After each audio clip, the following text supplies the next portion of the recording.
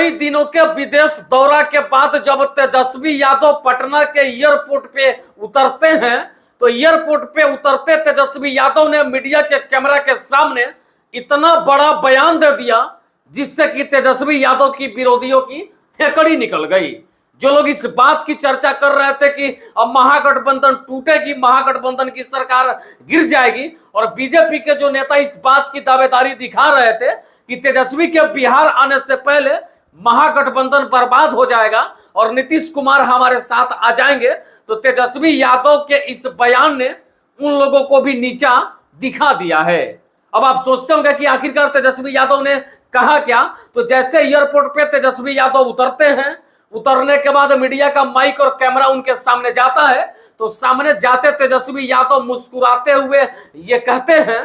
कि महागठबंधन में किसी प्रकार की कोई गड़बड़ी नहीं है, हमारी महागठबंधन बिल्कुल मजबूती के साथ काम कर रही है और हम माननीय मुख्यमंत्री नीतीश कुमार जी के नेतृत्व में काम कर रहे हैं। बाकी महागठबंधन का सब कुछ ठीक है। अब कुछ लोगों को यह लगता था कि विदेश से वापस आने के बाद एयरपोर्ट पे तेजस्वी यादव का चेहरा मुरझाया हुआ होगा, लेकिन तेजस्वी के चेहरे पे किसी प्रकार की कोई परेशानी नहीं थी और मुस्कुराते हुए तेजस्वी यादव ने जैसे ही ये बात कहा उसके बाद विरोधी दलों में जो है खलबली मच गई। वहीं दूसरी तरफ के पाठक और शिक्षा मंत्री चंद्रशेखर का जो विवाद था सुर्खियों में था। शिक्षा मंत्री चंद्रशेखर की बात के पाठक से नहीं बन रही थी क्योंकि के पाठक ने चंद्रशेखर के सवालों का मुंह तोड़ जवाब दिया था। तब तो चंद्रशेखर जो है लालू प्रसाद यादव के पास गए और के पाठक के बारे में सब कुछ बता दिया, लेकिन उसके बाद लालू प्रसाद यादव ने के पाठक के खिलाफ कोई भी बड़ा एक्शन नहीं लिया और कुछ भी करने से इनकार कर दिया।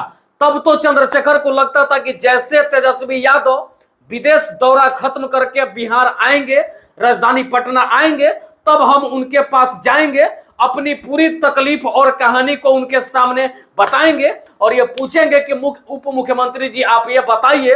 कि एक पदाधिकारी बड़ा होता है कि मंत्री बड़ा होता है। लेकिन तेजस्वी यादव के इस बयान ने यह साफ कर दिया, जो बयान उन्होंने दिया कि हम मुख्यमंत्री जी के नेतृत्व में काम कर रहे हैं, इससे साफ तौर पे जाहिर होता है कि अब शिक्षा मंत्री कितना भी रोवा काना क्यों नहीं करे, अब तेजस्वी यादव के पाठक के पास सामने जो है और के पाठक के खिलाफ कुछ नहीं कर पाएंगे, क्योंकि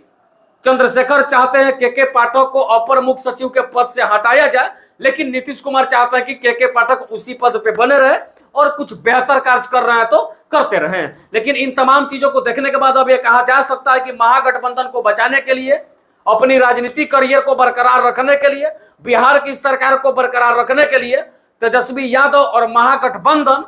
हो सकता है कि शिक्षा मंत्री चंद्रशेखर का कुर्बानी दे दे, लेकिन नीतीश कुमार के खिलाफ जाकर के सरकार गिराने का कतई भी प्रयास नहीं करेंगे। बाकी मुझे लगा कि तेजस्वी यादव के इस बड़प्पन को आपके सामने दिखाना चाहिए कि बहुत कम उम्र का लड़का इतना तजुर्बा रखता हो जो इस डलमडोल परिस्थिति में भी इस तरह का बयान देकर के सामने वालों को नीचा दिखा दे, ये आपके पास तक पहुंचाना चाहिए था। बाकी वीडियो देख के जो भी विचारों को बताइएगा, हम आपके प्रतिक्रिया का इंतजार करेंगे। और जाते जाते एक बार फिर से कह दें कि तेजस्वी यादव का राजनीतिक कैरियर इतना बड़ा है जिसे खत्म करने की कितनी भी साजिश क्यों न की जाए, तेजस्वी खत्म हो नहीं सकते, क्योंकि उनका वर्चस्व जो है उनके काम के आधार पे, उनके नाम के आधार पे और उनके सारी चीजें जो है उनके कर्तव्य के आधार पे होता है। जय हिंद, जय बिहार।